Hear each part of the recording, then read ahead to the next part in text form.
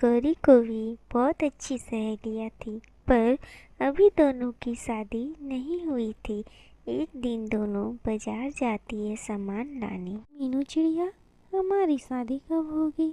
मुझे तो टेंशन हो रही है, लगता है मुझे कौवा मिलेगा ही नहीं। गौरी बहन, अभी हमारी शादी होने में टाइम है, आप क्यों चिंता करती हो? तभी दूसरी तरफ एक कौवा और एक सुंदर सा चिड़ा था। तभी कौवा बोलता है, मानव चिड़े, देख देख, उधर एक सुंदर कौवी है। पर मानव चिड़ा का ध्यान मीनू चिड़िया पर था। दोनों पक्षी सामने आ जाते हैं। तभी अरे अरे अरे कौवे, तुम्हें दिखाई नहीं देता है क्या?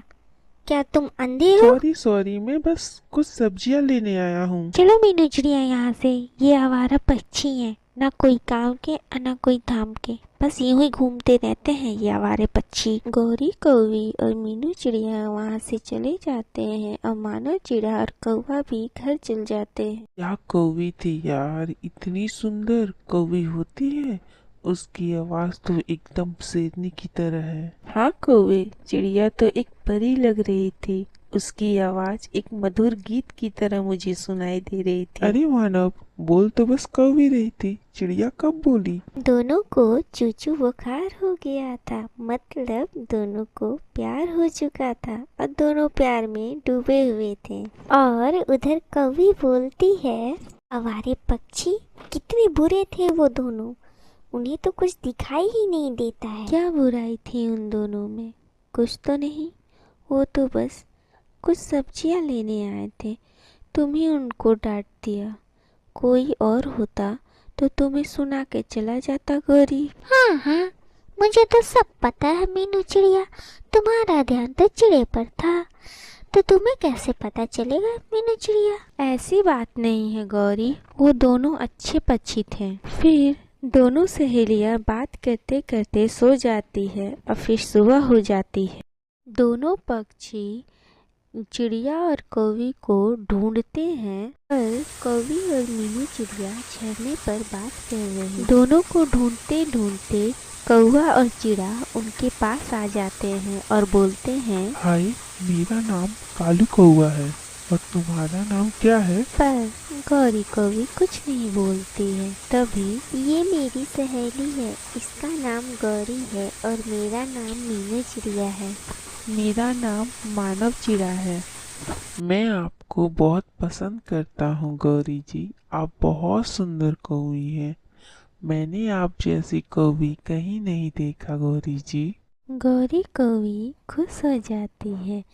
कहते हैं ना, सच्चा प्यार मिल ही जाता है। मेरी वीडियो को लाइक करें और सब्सक्राइब करें। Thank you. मीनू चिड़िया और गौरी कौवी बहुत पुरानी दोस्त थी, पर उन दोनों की शादी हो गई थी। पर गौरी कौवी शादी एक अमीर कौवे से हुई थी और मीनू चिड़िया की शादी एक गरीब चिड़ा से हुई थी। एक दिन गौरी कौवी मीनू चिड़िया के घर आती है। मीनू चिड़िया, क्या तुम इतने छोटे से घर में रहती हो? ना एसी है ना कूलर, कैसे रहती हो तुम? हाँ गौरी बहन, पर मैं खुश हूँ, मुझे 2 वक्त का रोटी मिल जाता है और खाना। मैं इस छोटे से घर में बहुत खुश हूँ। हाँ हाँ ठीक है, रहो तुम इस गंदे से घर में। मैं तो यहाँ सांस भी नहीं ले सकती हूँ, क्योंकि मेरे घर में हर तरफ एसी ही एसी है।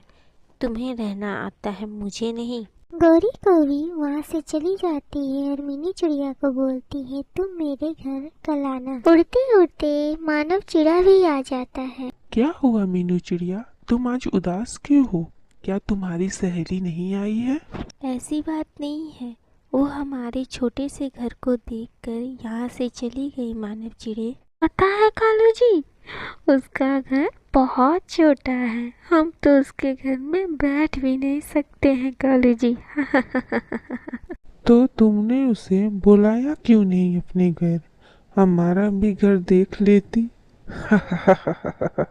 बोला तो है कालू जी, देखते हैं कल मीनू चिड़िया आती है कि नहीं। अभी रात हो जाती है और मानव चिड़ा घर आ जाता है। आज आपने बहुत लेट कर दिया, मैं भोजन निकालूं आपके लिए? नहीं मीनू चिड़िया, मैंने ऑफिस में ही खा लिया था।